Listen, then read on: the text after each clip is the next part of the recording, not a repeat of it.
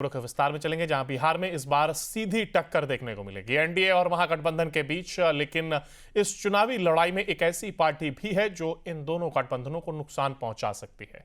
हम बात कर रहे हैं असदुद्दीन ओवैसी की। पिछली बार विधानसभा चुनाव में सीमांचल में ओवैसी की पार्टी एआईएमआईएम ने शानदार प्रदर्शन किया था। ओवैसी इस बार भी जोर शोर से चुनावी मैदान में उतरे हैं। क्या है ओवैसी का बिहार प्लान? उनके पार्टी को बी टीम बताए जाने पर क्या बोले ओवैसी, देखिए हमारी इस रिपोर्ट में।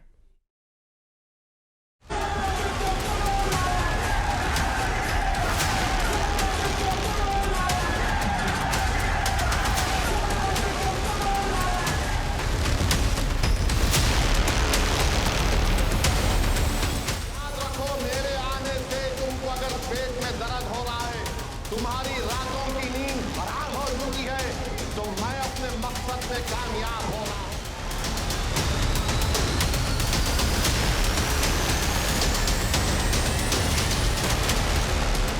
हम किसी की टीम नहीं, हम जनता की टीम थे और हमेशा रहेंगे। आज हम सीमांचल कह रहे हैं तो सबको मजबूरी की हालत में बोलना पड़ रहा है, सीमांचल सीमांचल सीमांचल। अगर सारी दुनिया मेरी खिलाफ हो जाए तब भी अकेला असदुद्दीन ओवैसी खड़े होकर सीमांचल की लड़ाई लड़ेगा। ये असदुद्दीन ओवैसी की ताकत है। एक तीर से दो निशाना साधना उनकी खासियत है। बिहार में चुनावी संग्राम का बिगुल बज चुका है। बीजेपी, जेडीयू, आरजेडी और कांग्रेस की तरह ओवैसी भी पूरे दमखम के साथ इस सियासी समर में उतर चुके हैं। बिहार में पिछली बार की तरह इस बार भी उनकी नजर सीमांचल की उन सीटों पर है जहां पर उनकी पार्टी को जबरदस्त जीत हासिल हुई थी। ओवैसी इस बार भी सीमांचल में बड़ी जीत का दावा कर रहे हैं। नहीं, हमारा अच्छा रिस्पांस है, अच्छा कैंडिडेट्स भी हम लोग दिए हैं और अच्छे देना चाह रहे हैं। बिहार में ओवैसी मुस्लिम वोटों को एकजुट करने में लगे हैं, लेकिन उनके सामने आरजेडी और जेडीयू की चुनौती है। मुस्लिम वोट के बिखराव को रोकने के लिए ओवैसी को महागठबंधन से समझौते की पेशकश नहीं मिली। ओवैसी की कोशिश को झटका लगा तो वो अकेले ही अपनी पार्टी के प्रचार प्रसार में जुट गए। थोड़े इससे नाराज हैं कि आपको महागठबंधन ने इस बार इतना ज्यादा अपने साथ। नाराजगी का सवाल नहीं है, वो अपनी पार्टी का स्ट्रेटेजी तय करेंगे, हम अपनी पार्टी का तय करेंगे। भाईजान की पार्टी जब से सियासत में उतरी है तब से लेकर अब तक उन पर बीजेपी की बी टीम होने का आरोप लगता आया है। कभी कांग्रेस उन्हें बीजेपी का मोहरा बताती है तो कभी बीजेपी उन पर कांग्रेस की बी टीम होने का आरोप लगाती है। लेकिन इन आरोपों से बेपरवाह ओवैसी ने क्या जवाब दिया वो भी सुन लीजिए। तो सर आपका कांग्रेस के साथ तेलंगाना में अलायंस होता है, बाहर आप उनके खिलाफ लड़ते हैं। अलायंस है कांग्रेस? नहीं, ऐसा मेरे को अभी मैं सुना तेलंगाना में बाई इलेक्शन में आप नहीं, कोई फैसला नहीं हुआ जुबिली इलेक्शन के बारे में। आपकी संबंध कैसे हैं बीजेपी के साथ, लीडरशिप के साथ, टॉप लीडरशिप के साथ? बीजेपी एज ए पार्टी से कोई संबंध नहीं है।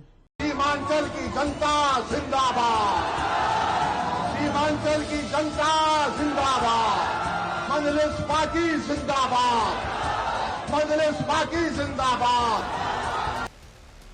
बिहार में मुसलमानों की आबादी 17.7% से अधिक है और राज्य की 47 विधानसभा सीटें ऐसी हैं जहां मुस्लिम मतदाता निर्णायक भूमिका निभाते हैं। इनमें 11 सीटों पर मुस्लिम आबादी 40% से अधिक है, जबकि 7 सीटों पर 30% से अधिक और 29 सीटों पर 20 से 30% के बीच है। इनमें से अधिकतर सीट सीमांचल में ही है। विपक्ष के तमाम आरोपों को दरकिनार करते हुए ओवैसी बिहार चुनाव में इस बार पूरी तरह से सीमांचल पर फोकस कर रहे हैं।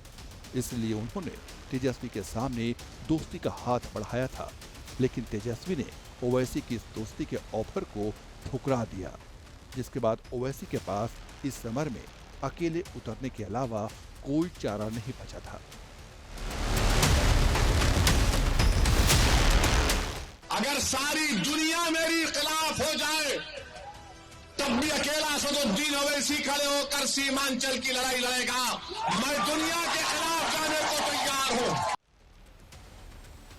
2020 के बिहार के विधानसभा चुनाव में ओवैसी की पार्टी ने सीमांचल के इलाके में दमदार प्रदर्शन किया था।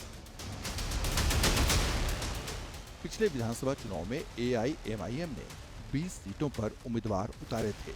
इस चुनाव में एआईएमआईएम ने सीमांचल की 5 सीटों अमौर, बहादुरगंज, बायसी, कोचाधामन और जोकीहाट पर जीत हासिल की थी। –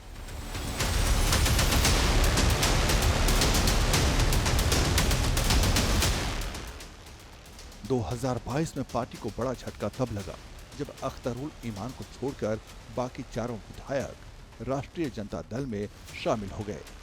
2020 के चुनाव में पार्टी ने 16 मुस्लिम और 4 गैर मुस्लिम प्रत्याशियों को टिकट दिया था। पार्टी के गैर मुस्लिम उम्मीदवारों को कामयाबी नहीं मिली और वोट भी कम मिले। इस बार ओवैसी की कोशिश है कि गैर एनडीए और गैर महागठबंधन दलों को एकजुट किया जाए ताकि सभी वोट एक जगह पड़े। अब ओवैसी को इस मुहिम में कितनी कामयाबी मिलेगी ये तो आने वाला वक्त ही बताएगा। News nation.